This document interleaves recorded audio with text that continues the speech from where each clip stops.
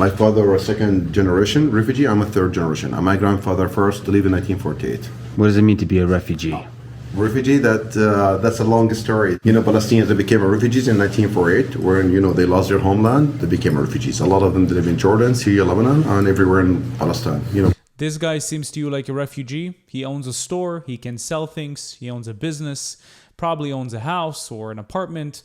The fact that the title is refugee doesn't mean that this guy is an actual refugee. He is located exactly where the UN assigned the Arab state. So he's not a refugee. He's living on his own land, on the designated land to the Arabs. How you guys doing? This is Sahar TV, and in this video, Lex Friedman went to the West Bank and asked people if they believe in peace and what they think about Israel. It's going to be interesting. Let's take a look. Listen, you have to know something. Yeah.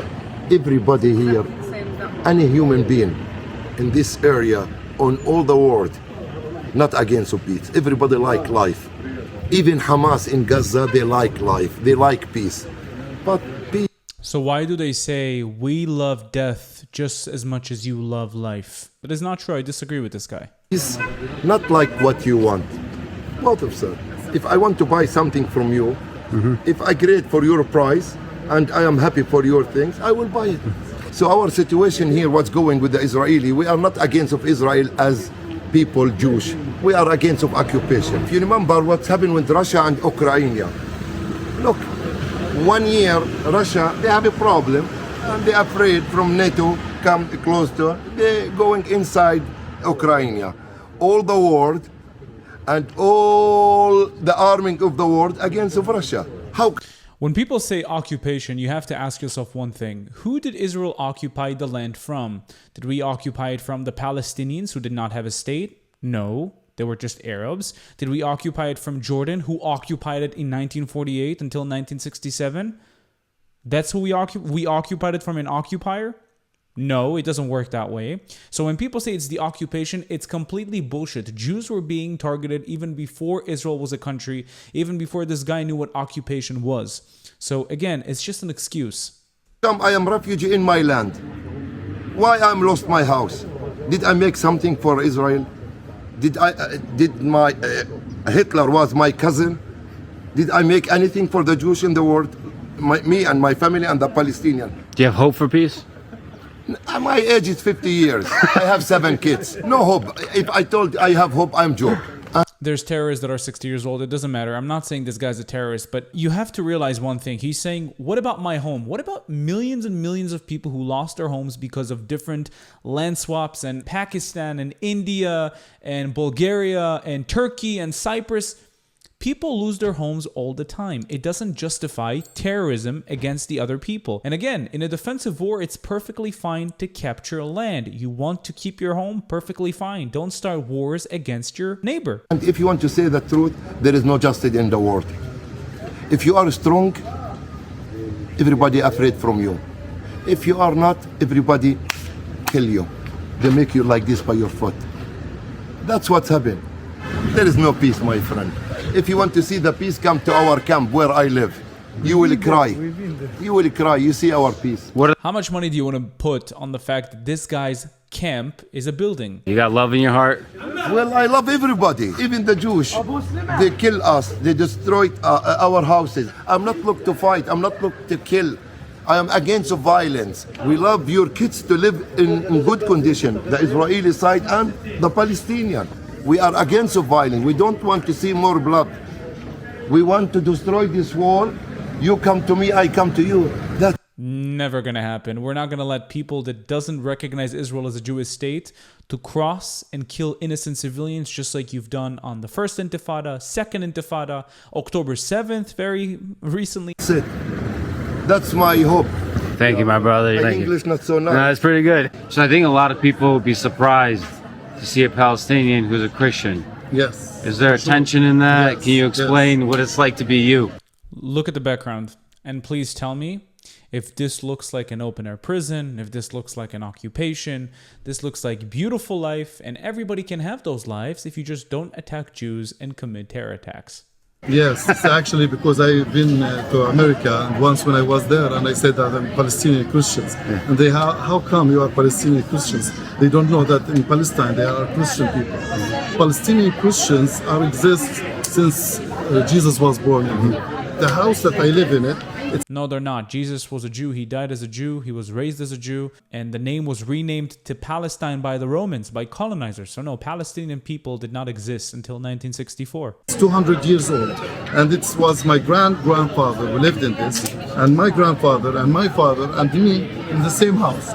In this area, in Palestine especially, you can see Christians and Muslims together, living by side, and as neighbors.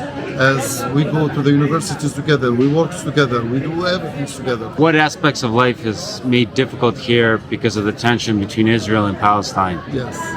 Actually, since Jesus was born, it was occupied by many. Till now, like occupation after occupations, we passed Palestine through the Turkish, the British, Egyptian, Jordanian, and that was the last is the Israeli. So there's quite a bit of tension between. It is not an occupation. This is the indigenous people claiming their homeland. So no, this is not an occupation. It's indigenous people decolonizing a land that's been colonized for many, many, many years. Between the various religions here. Yes. What gives you hope for the future? That's right, yes, because, Christianity, Muslims, and Judaism, and means that all praise the Lord. This makes me feel very happy, because I'm not the judge to judge the other religions. I'm just praying, and God will judge everyone as what he believes. But the most important thing between the three major religions, it's just to have, most important, to have love. First of all, how long have you lived here? My father was second generation refugee. I'm a third generation. And my grandfather first lived in 1948. What does it mean to be a refugee? Refugee, that's a long story. Palestinians, they became refugees in 1948 when, they lost their homeland. They became refugees. A lot of them live in Jordan, Syria, Lebanon, and everywhere in Palestine. This guy seems to you like a refugee. He owns a store. He can sell things. He owns a business, probably owns a house or an apartment. The fact that the title is refugee doesn't mean that this guy is an actual refugee. He is located exactly where the UN assigned the Arab state. So he's not a refugee. He's living on his own land, on the designated land to the Arabs. UNRWA, the disgusting Palestinian designated refugee organization, never recognized the Palestinians as permanent civilians and never settled them to keep this problem alive. So no, this guy's not a refugee. Palestinians get divided to West Bank, Gaza, East Jerusalem, Jordan Valley. Do you have hope for peace in the region? Of course, I do have hope because nothing lasts forever. You know what that means? Nothing lasts forever. We are not alone. We have a lot of solidarity from the Jewish community, from the Christian community, from the whole world. But that's something to do with the governments and politicians. They are, trying to control over one state, equal rights, equal citizen. Because Jews, Christians, and Muslims, they have always lived together during the British Mandate, during the Ottoman time, for decades. The only hope for people to live peacefully together, it's related to one word, which is occupation. If the occupation ends, there's no reason for Palestinians to fight. There's no reason for Palestinians to throw rockets. But the occupation completely left Gaza and rockets were still fired the first day Hamas was elected. So that is a lie. And Jews, Christians, and Muslims did not live side by side before 1948. There were many attacks against Jewish people, attacks against Christians and minorities, even during the Ottoman times. So no, that is a lie. The only place where currently you have Jews, Christians, and Muslims living side by side together is in Israel. And not in Judea and Samaria, area A and B, or Gaza. If you, by accident, find yourself in that territory, very bad things could happen. People, I think they have a legitimate right to resist. Palestinian people, in general, they are nice people, not what the media says about us. It's crazy. When you resist, they call you a terrorist. It's a crazy world. When you rape women and kill innocent civilians and do horrific things to them, just like happened on the First Intifada, Second Intifada, October 7th, then you are a terrorist. That we live in it. We are in the 21st century and we're still occupied. So one day, that's why, again, I started saying... Nothing lasts forever. Exactly. Eventually, this occupation will end. And I do believe that history is repeating itself, but it seems to me people, they didn't learn from the history, Right? People who get the power, they want to just keep going on, But at least we are not alone in this damn world. How long have you lived here? I lived in this city. I born in this city since I born until now. I grew up in this town. There are a lot of people that have anger towards Israel, hate towards Israel. I will give you an example. Like if someone come to fight your family, And to enter your home, you will stand closing your hand. If someone killed your brother, killed your father, you will be easy. You will be as super crazy.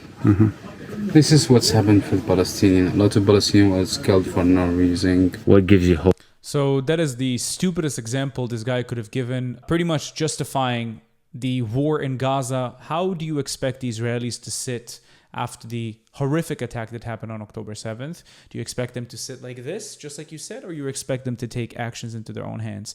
What do you expect the Jews to do after the 1948 war that the Arabs started against the Jews? Just sit like this or fight? What do you expect? You want people to live in peace? Stop attacking Jews. You had no checkpoints before the first Intifada.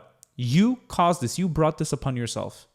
Hope about the future Listen, here. I will tell you something. The situation is getting worse and worse and worse. Today they close all over around Bethlehem because there is something happening. There's a fight between Palestinian and Israeli. And if you go all over around the city, all the entrance of the city, it's closed. Second thing, I want to tell you something. I don't like politics so much because, you know, in the end, we are all human. Doesn't matter if you are Palestinian or Israeli or Russian or American. Doesn't matter what you're religious, Christian, Muslim. In the end, we are all human. What we want just peace. We want to live in peace. We don't want any more fight. We want to have our freedom to travel, to go wherever we want. Palestinian scarf.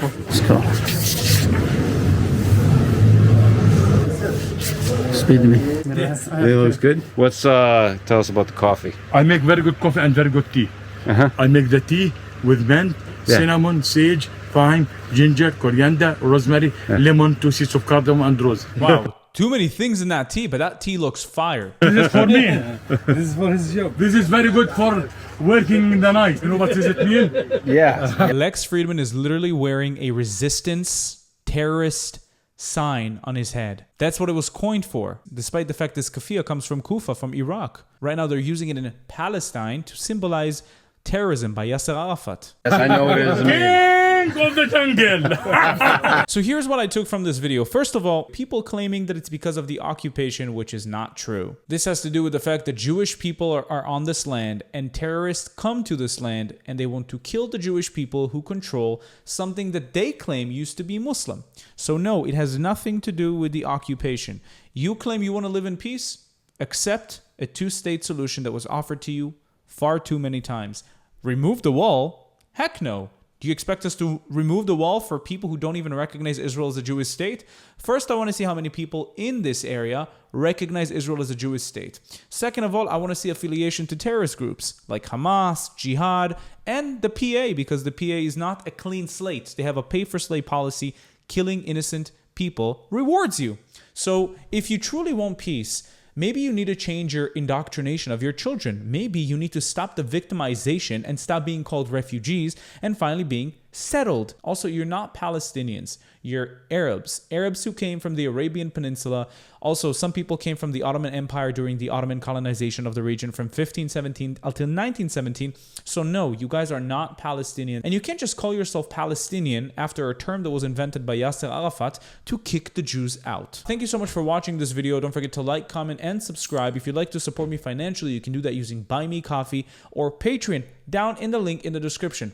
Also, you can join our Discord that's attached in the description and become a YouTube member and enjoy specific YouTube perks. Thank you so much, and I'll see you again in the next video. Bye-bye.